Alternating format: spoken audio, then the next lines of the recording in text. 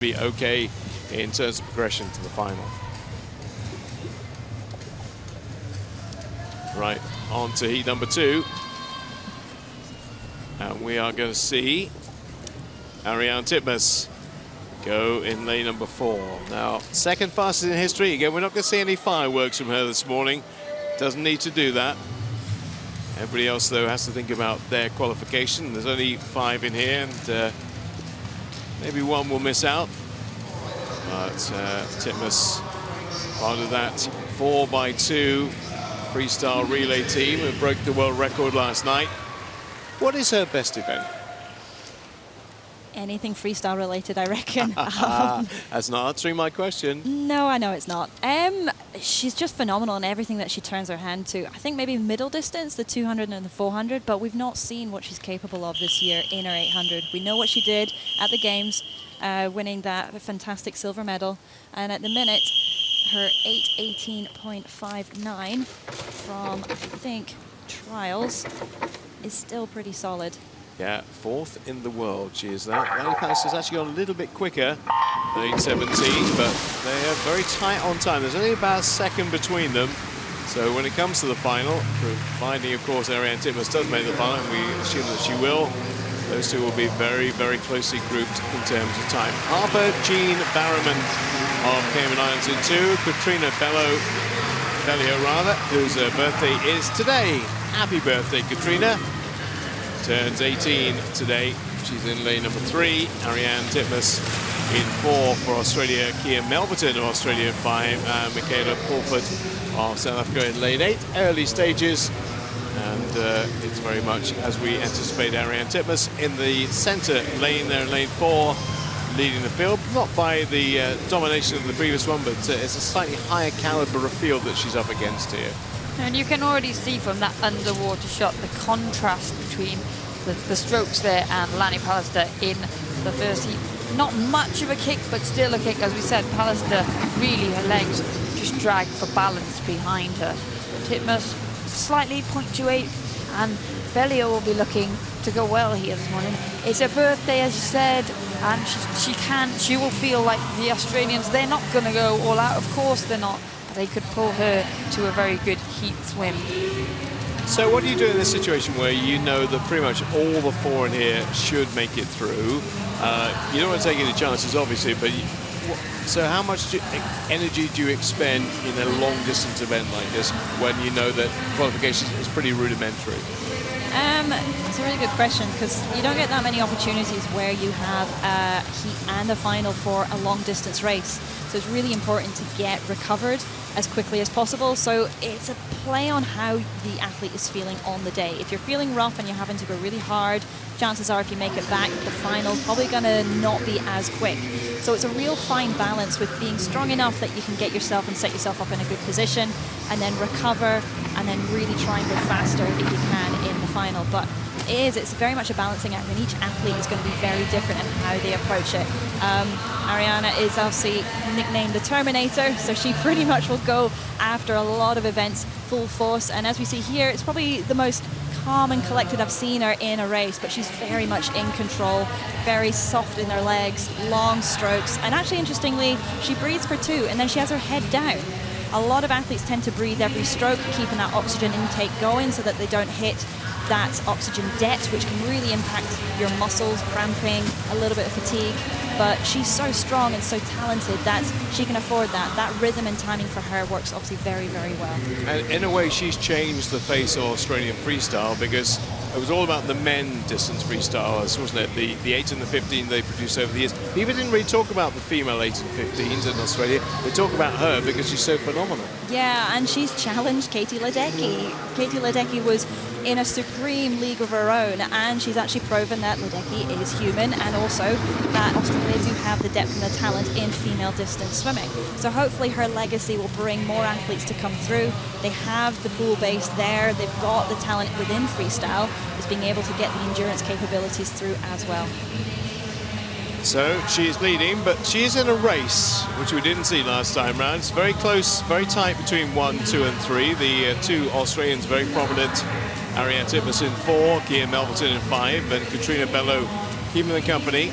And not too far away is Michaela Pulford of South Africa. So there's about 5 meters between 1 to 4. And 1.21 between first and third. Timmins, the Australian record holder in the 200, the 400 and the 800. And first in the 200 free, and set the world record in the 400 free earlier on this year. Gold twice at the Olympics last year. So great form to carry forward from Tokyo into this year, and that's exactly what she's doing here. That best ever split in a 4x2 last night as well on that anchor leg, Liz. That was stupendous. It was. She'd shown promise and the speed, so you know she's got that speed in the closing stage. We know this is incredibly comfortable for her. But also Kia Melverton is going very well here. She'll want to try and get herself a good lane for tonight, as she's going to do off the back of this swim, because obviously at World Championships she had a brilliant swim to take the silver medal, but from out in lane 2. And so once you're going to be in the mix, then you can drag each other along, battle through to good times. So Kia Melverton, we're looking to back up that World Championship performance, but looking very comfortable here, and from that underwater shot. And Bellio having a great swim.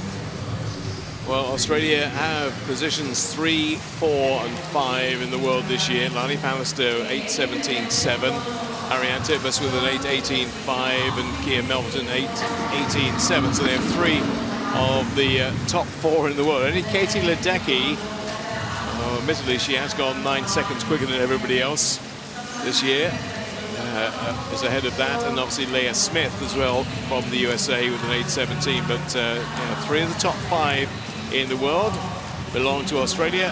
One of those is leading the way, leading the pack, and starting to edge away a little bit now. Ariane Titmus in lane number 4, Kia Melverton, as she has been for the bulk of this race, in second place, Katrina Bello in third, and just maybe slipping off the pace a bit, Michaela Pulford in fourth. Yeah, but Kia Melverton has a decision to make. She can just let Ariane Titmus open up that gap if she wants to. She doesn't have to go with her. She doesn't have to try and go with her.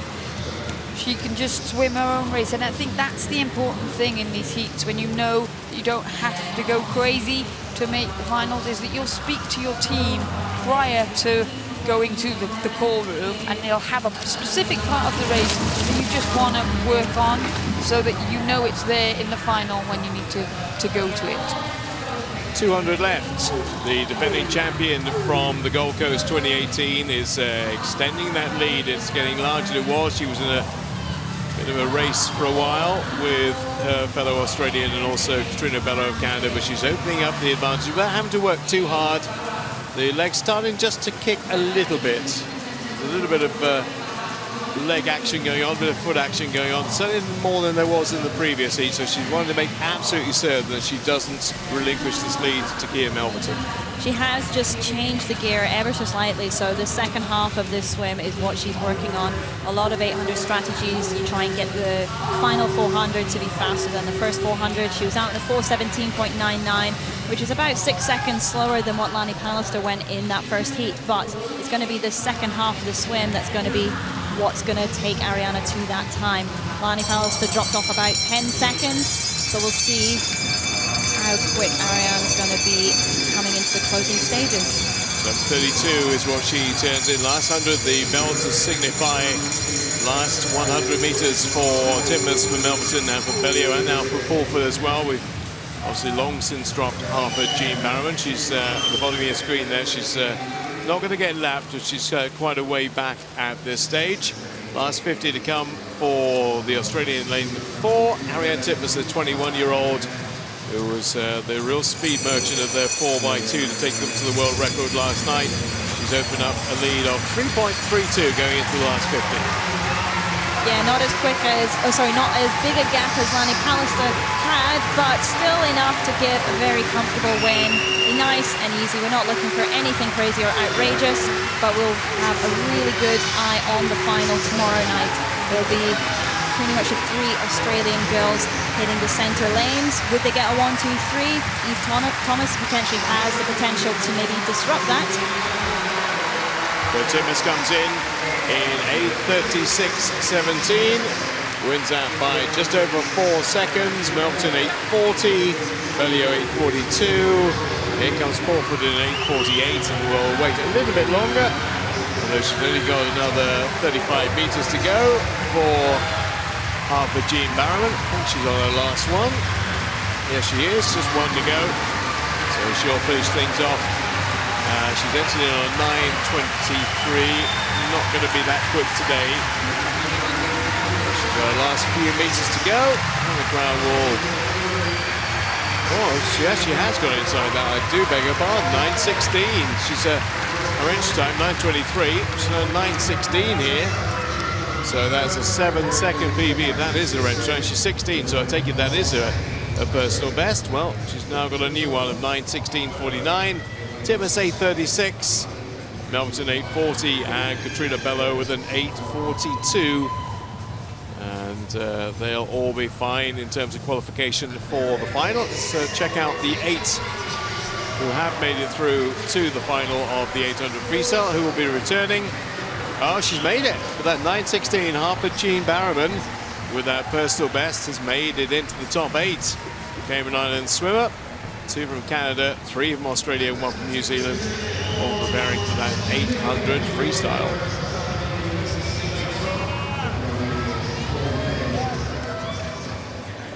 So that's the end of the morning's proceedings here.